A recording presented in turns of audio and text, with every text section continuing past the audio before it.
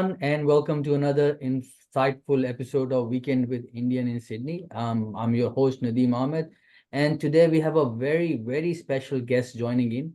He's a proud local, having grown up in Schofield, raised his family in Riverstone, and now residing in Quakers Hill. With deep roots in our community, especially Indian community, he has tirelessly worked to improve the lives of those around him. As a vice president of North West Business Chamber, he has been staunch advocate for better infrastructure and services.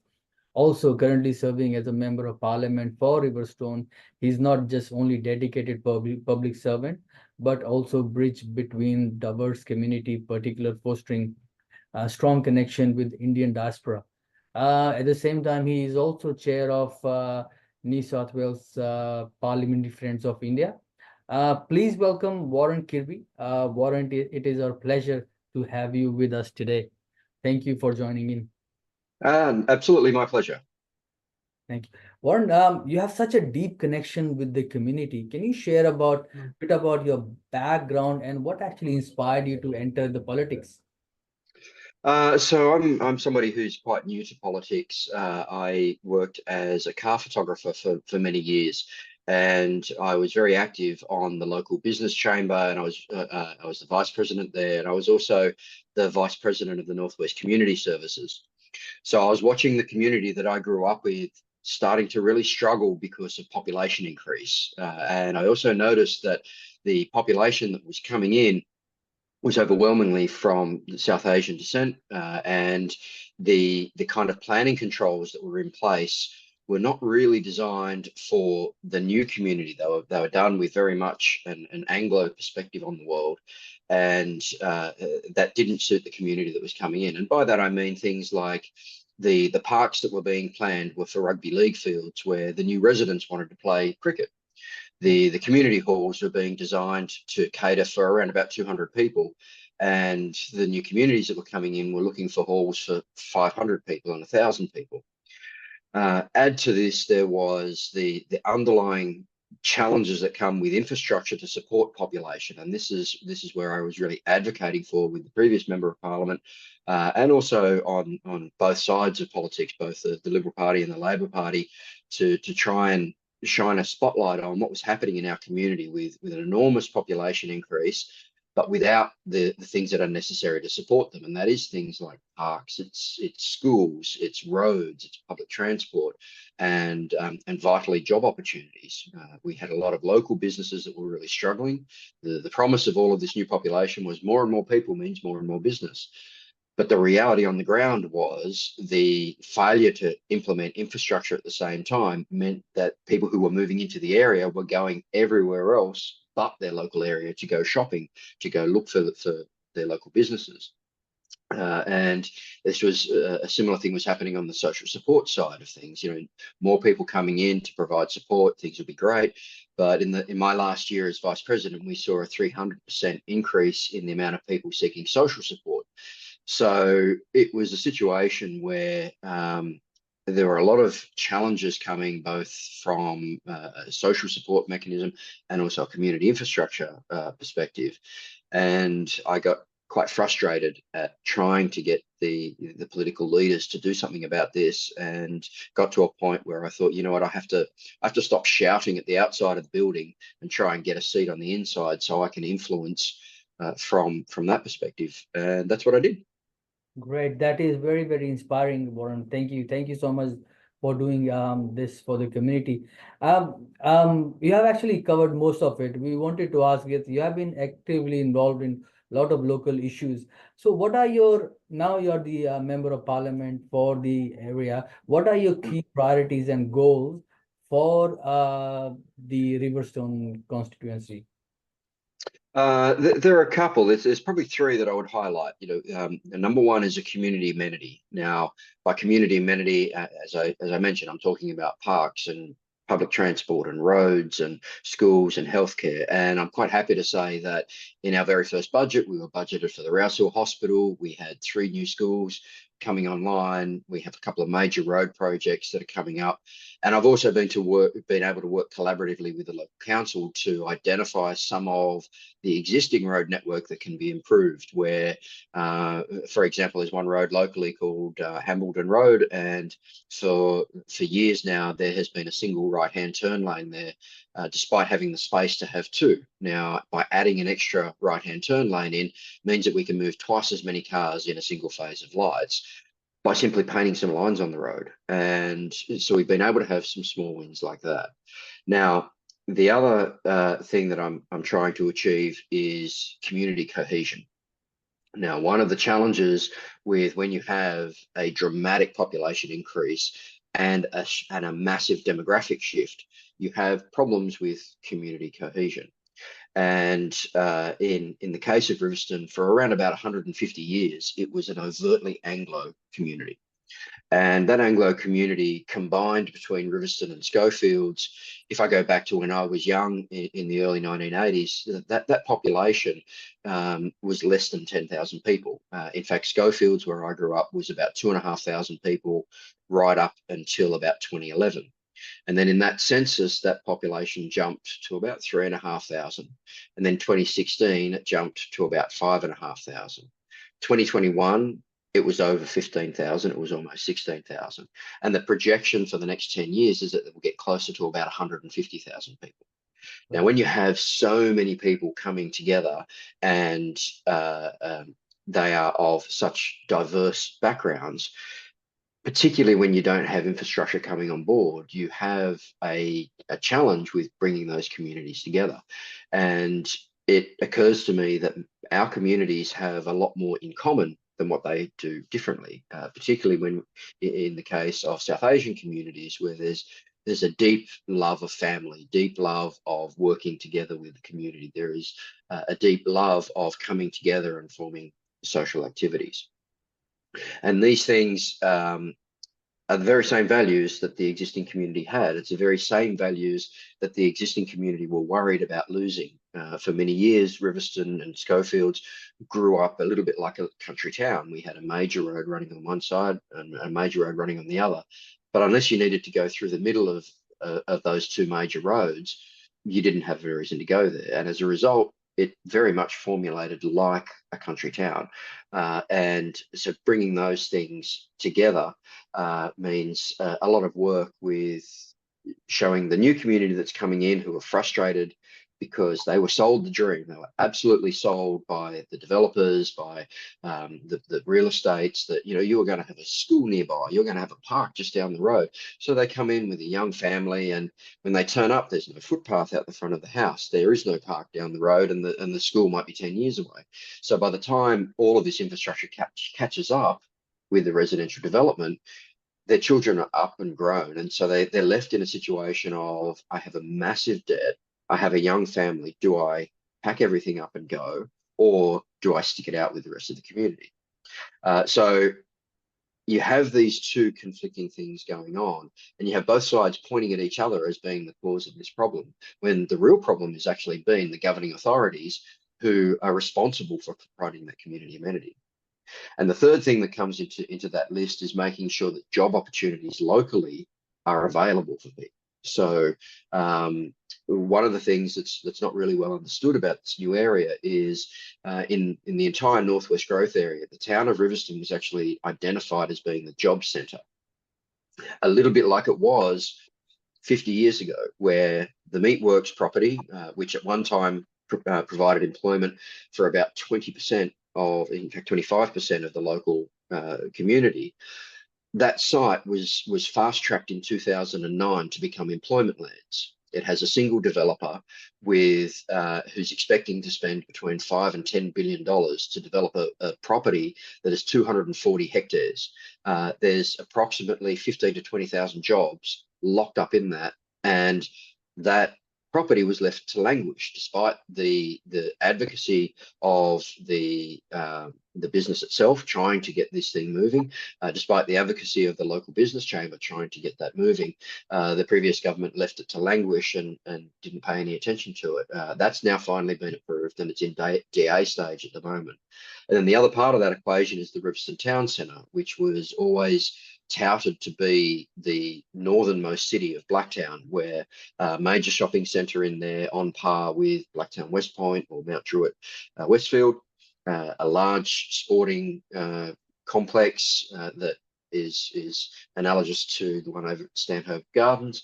And the other thing it was supposed to have is a massive services centre, which was going to house Services New South Wales and a whole bunch of community support in there. So all of these things could take place in the town centre. So combined between those two precincts, which sit side by side to one another, there's almost 50,000 jobs locked into there. And that would take an enormous load off Windsor Road, off Richmond Road, off all of the local roads, because instead of the people from Alara, Box Hill, Schofields, Tullawong, Narimba Fields all having to go somewhere else to get employment, they would be able to come centrally and be able to live, work, and play in the same community. Wow, that it's very, very clear, Warren, that you are so passionate about your community. Now, speaking about passion, how do you envision the future of Australia-India relationship, especially considering the growing diaspora Indian diaspora in Sydney? I think the opportunities are enormous. And I also think that the opportunities that we have with India are highly unusual, if not unique to India. And I'm going to make the comparison with our trade with China. Now, Australia got burnt by China over the last few years, where we had an enormous amount of trade going into China. And then unilaterally, the government decided they didn't want to do trade with Australia. They got cranky with us over our rhetoric around the potential origins of coronavirus. And so all of that trade ceased. Now, one of the things about that trade was it was very transactional. We have a product, you have money to buy it. Let's put the two things together. The Indian relationship is quite different. The Indian relationship is about collaboration. It's about what can I get, what can you get? And the trade part is the connector that pulls those two things together. Now, as I said earlier, there are a lot of similarities between our two cultures, our love of sport, our sense of humor, our sense of community and family. All of these things come together. Now, when we have business opportunities through sheer weight of numbers. I mean, somebody once told me to be a successful exporter to the Indian market, you only need to hit about 0.8% of the entire population and you'll be a multimillionaire. But it's not just about that money, it's about collaboration. How can we work together as two nations to form a mutually beneficial trade agreement? And while it's been recognized for quite a while now that this has to happen, there's lots of numbers over here, there's lots of ingenuity in Australia. We have similar climates in many areas. We have similar concerns about energy security and food security. We have some great opportunities through agribusiness. We have these opportunities, but there was always something missing from them.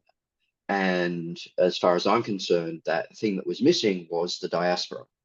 Because while there are many similarities to our culture, there are also many, many differences as well. And some of those differences also lead to misunderstandings between motivations. It also leads to misunderstandings about what's actually inside the Pandora's box.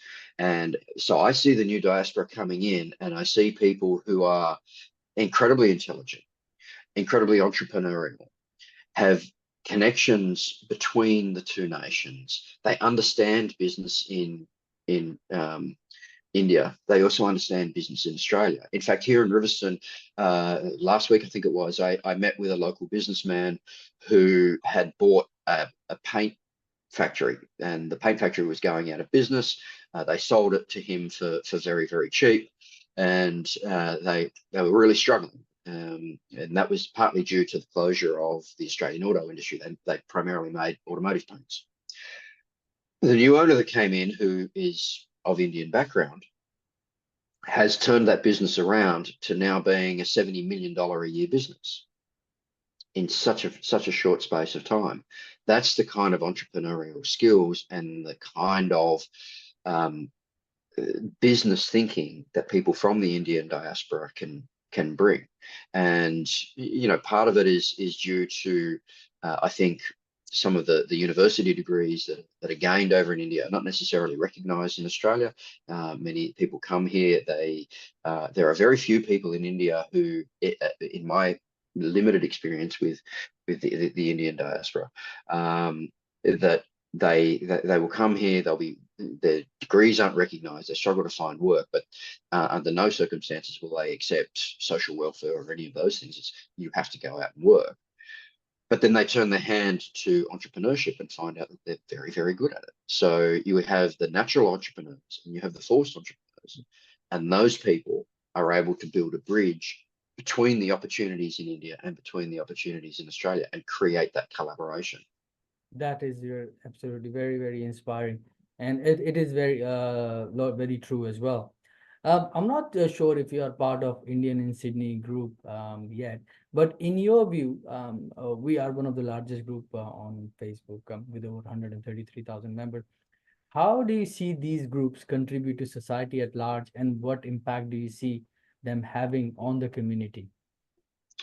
Uh, I have a bit of a struggle with some Facebook groups. Yeah. And the reason that I have a struggle with some Facebook groups is because if they're not actively managed well, and this is in no way a reflection on who the administrators are of any of these pages, but one of the things that I have noticed that happens in some social media platforms is a tendency to look insular, and rather than look to how excuse me, how we can work with the broader community, how we can engage with the broader community, people tend to look inwards, and that can go counter to all of the things that I'm trying to do. And the other thing that happens, not so much with Facebook, but with things like with WhatsApp, is um, rumors can start, misinformation can start, and it can bubble up to be something that is really dramatic. When you boil it down to what was actually happening in the first place, it really was quite innocuous. And I found some of that to happen in this local area, with something as inane as people being incredibly worried about crime in the local area, and I've gone to they've reported it to me. We've got a crime spree. We're worried about this crime spree, and I go to the local police and I say, "Can you show me the numbers for this?" And the police are saying, "This is one of the quietest suburbs in the entire Sydney basin. What do you mean?"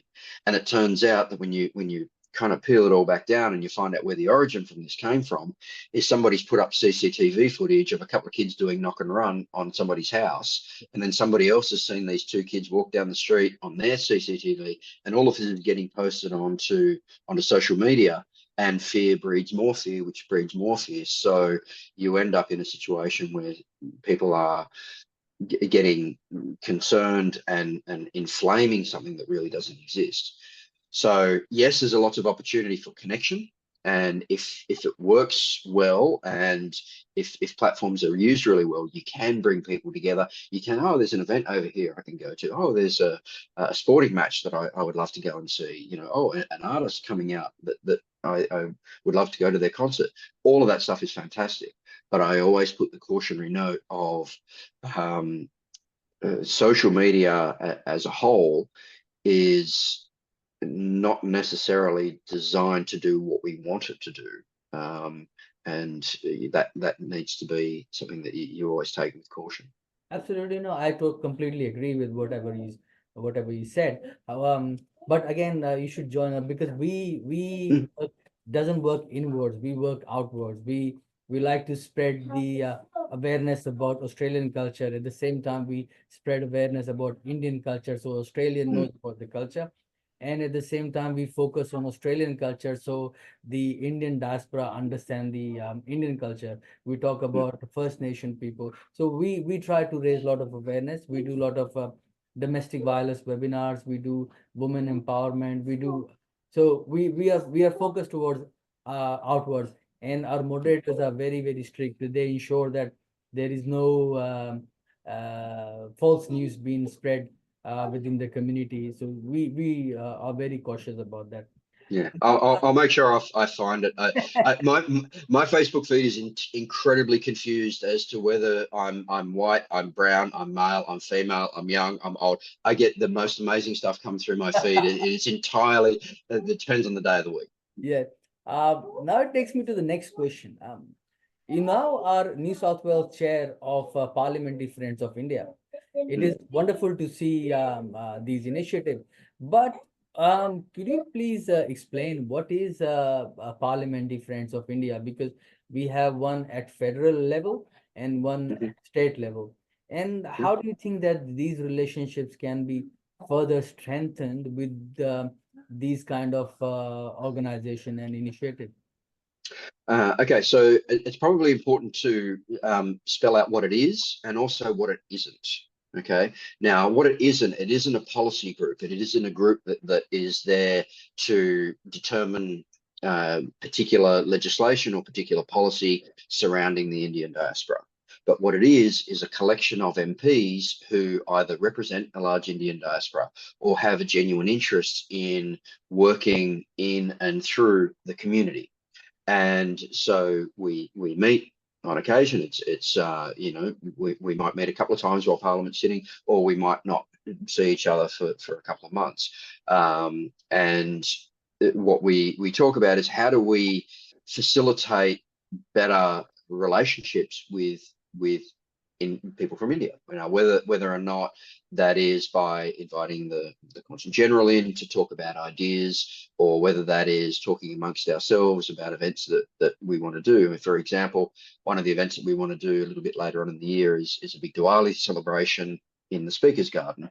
And I'm not really sure if I was supposed to say that just yet, but anyway, that's an event that we're working on a little bit later in the year, where we can bring together community leaders and send special invites out and bring people into Parliament. It also allows us to provide an opportunity for people who are within the Indian diaspora who want to come to Parliament and visit Parliament, either to put on an event there or to just come around and see what it's about.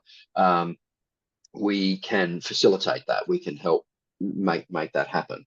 So it's primarily on its surface, it's primarily a group of MPs who have a particular interest. There are many parliamentary friends groups. There's parliamentary friends of different countries, US, UK, and then there's a parliamentary friends of prayer. There's a parliamentary friends of yoga. There's all kinds of different Uh, parliamentary groups, and it's always surprised me that we can have, you know, parliamentary friends of the Western Sydney Wanderers, but there was no parliamentary friends of India, and that allows us to explore different things that are happening throughout the community, and whether or not there's something that we can be doing as parliamentarians to amplify that. Oh, this is so wonderful. And this year you actually celebrated Holi Mm. at first time as well, which is a big step. What do you say about this? What do you say about the multicultural acceptance and the integration of diverse community in New South Wales? I think we've got a long way to go. I think we have come a long way. During my lifetime, I've lived during the stolen generation. I've lived through the White Australia policy. I have seen how our nation has changed from the concept of tolerance to accepting, to now embracing. And I think that that's a very important step. And that's not to say that there are still some people who are intolerant, or some people who believe that just being tolerant is enough. For me, you know, if you break down the word of tolerant, I mean, you tolerate something that you don't particularly like. You accept something that you can't change, but you embrace something that is close to your heart. Now, that's how the steps that we need to get to for the Indian diaspora, not just for Australia, but for all nations.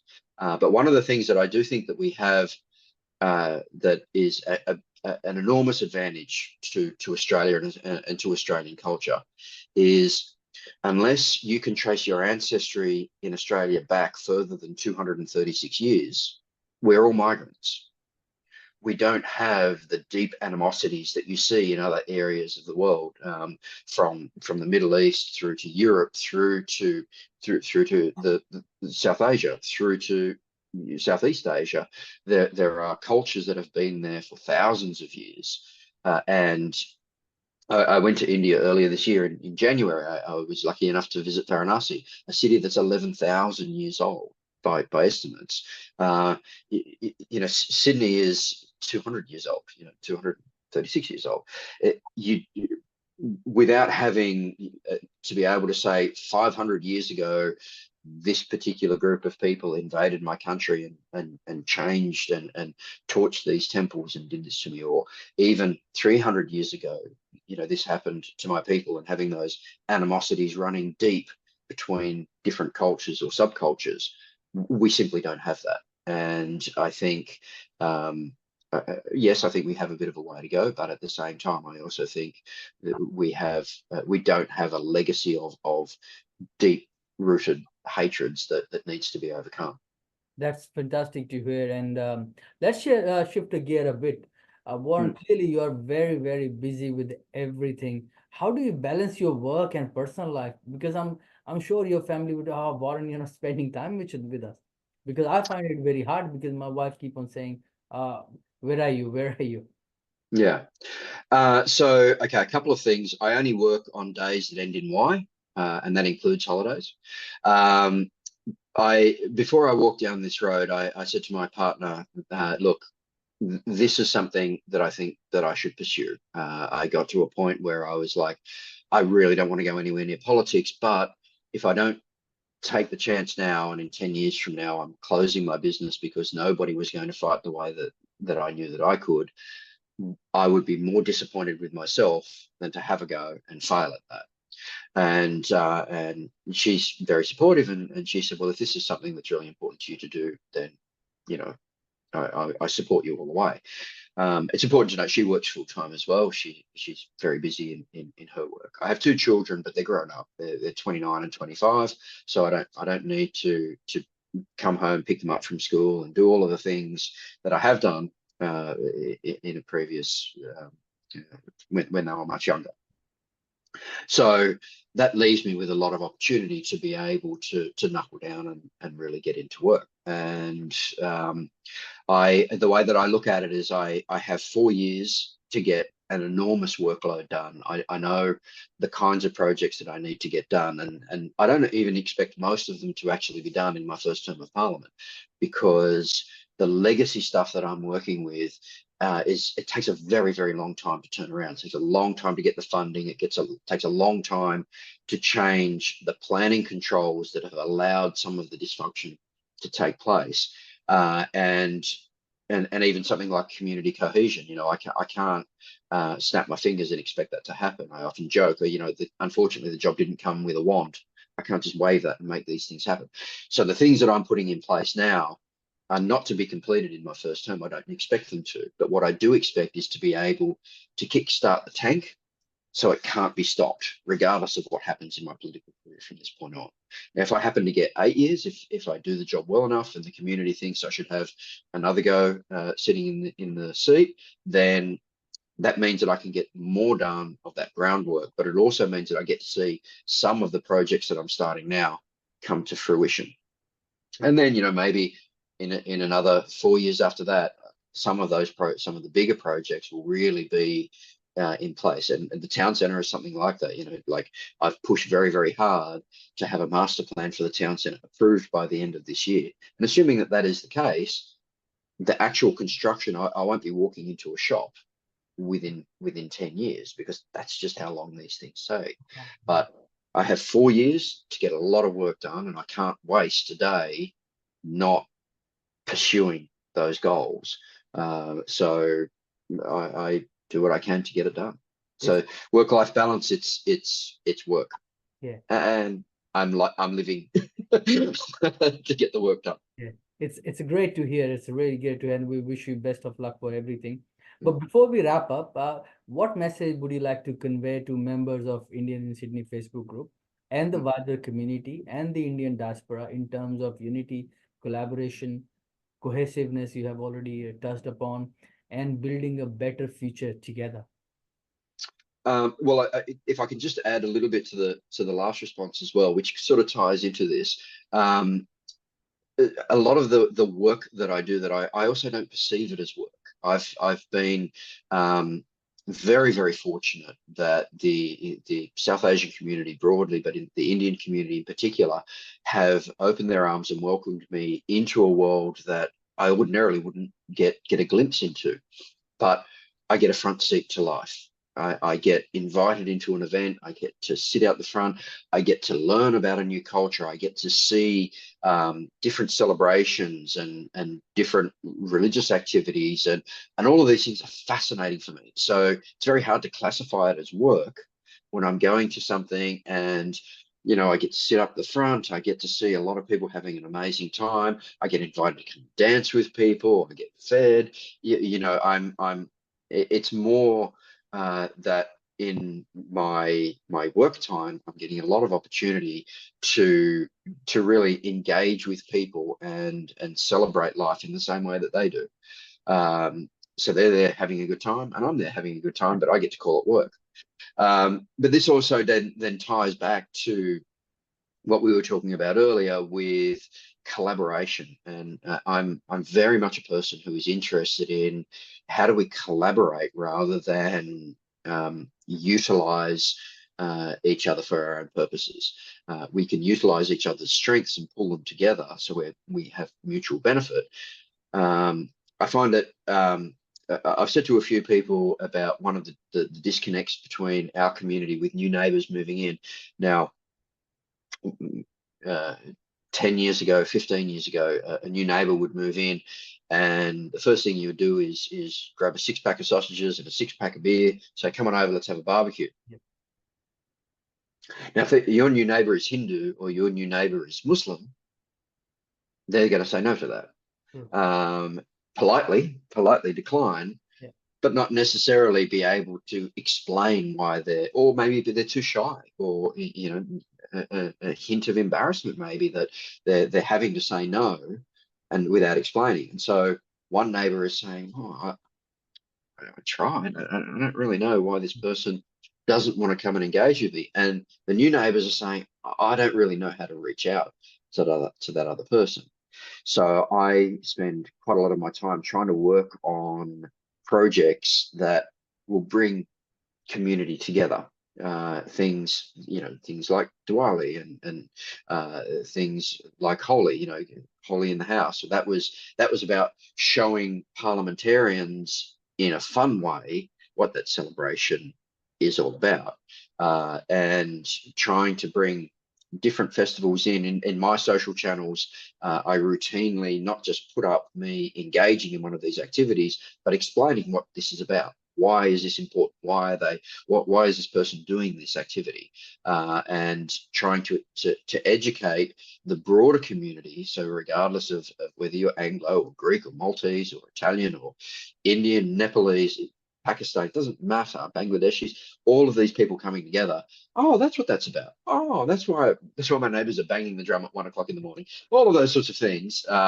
If we can work together, and we can be more open about how we come together, then I think that the future in our local area is incredibly bright, and we can have some great fun together.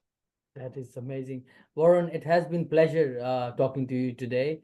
Thank you so much for sharing your insight, your knowledge, and for all the work you've been doing for community. Thank you so much, and best of luck for everything you do. Thank you. Thanks so much. Appreciate the time. Thank you everyone for tuning in to Weekend in Indian in Sydney. Please stay tuned and for a lot of great conversation, and have a great evening.